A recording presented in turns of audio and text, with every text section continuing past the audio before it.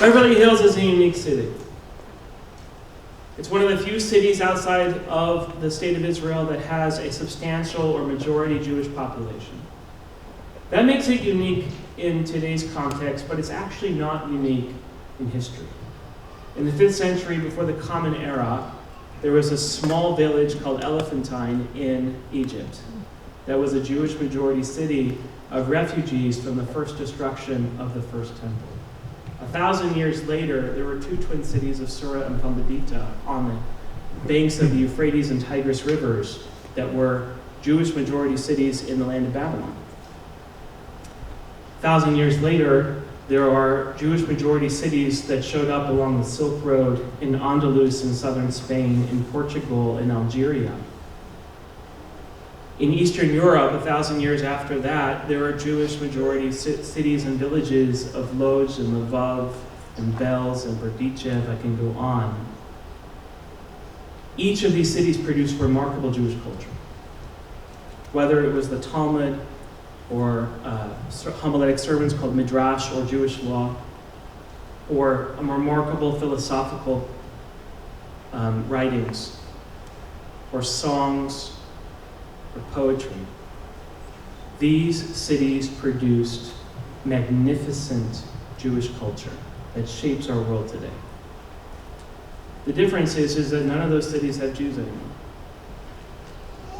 Whether it was an exile, an inquisition, a war, or a Holocaust, every one of those cities have been emptied of its Jews. So to me, Beverly Hills is very unique. Because while other cities valorize attacks on Jews, allow for attacks on Jews, this city centers the Jewish story. And so our generation becomes a question. Will we become like other historic Jewish majority cities? And over time, the city will turn on itself, and our Jews will have to yet again pack up our bags and find another place to live?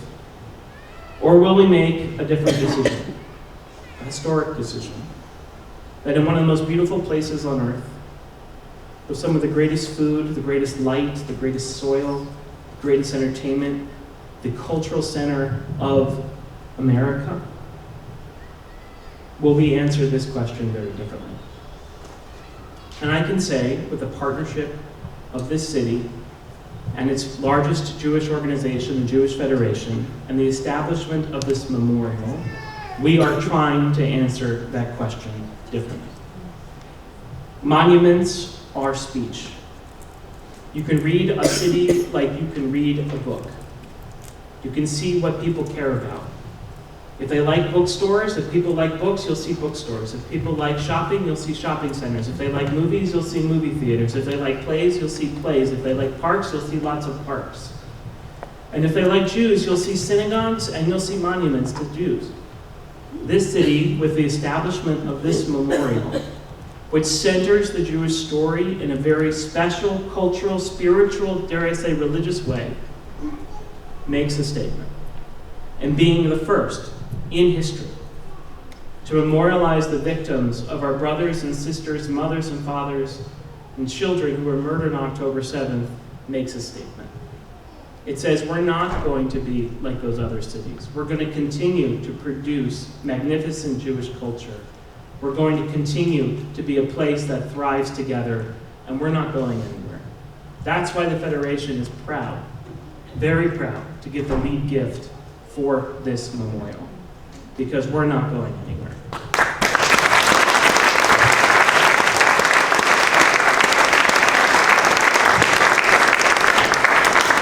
I want to end by just sharing that the Jews were finished reading the Torah this week. We're starting it over again next week, don't worry. But we're ending the Torah this week, and it doesn't end with like pretty notes. It's not like the end of a movie with a jib shot that goes back and there's music and there's a rainbow. That's not how the Torah ends. It ends with an admonition. It ends with Moses, at the very last moments of his life, telling this new generation about to enter the promised land that they have to remember where they come from and turn that memory into action. and to take responsibility for the future while remembering the past. That, to me, is the question that's put to each and every one of us. As we close out the year, close out reading the cycle of the Torah, we have to understand that our memory is fuel for the future. To live in that memory and to allow that memory to sit as it is or as it was without using it as energy for how we're going to propel ourselves forward, I don't think gets the entire message. And as others have already said today,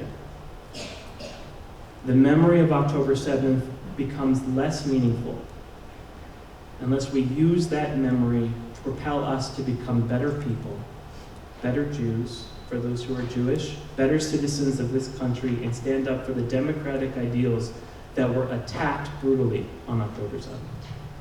And so I'm looking forward to seeing this monument spring out of the ground, and I look forward to being here again when we open the doors and welcome the world to see the first October 7th memorial right here at home in Beverly Hills. Thank you very much.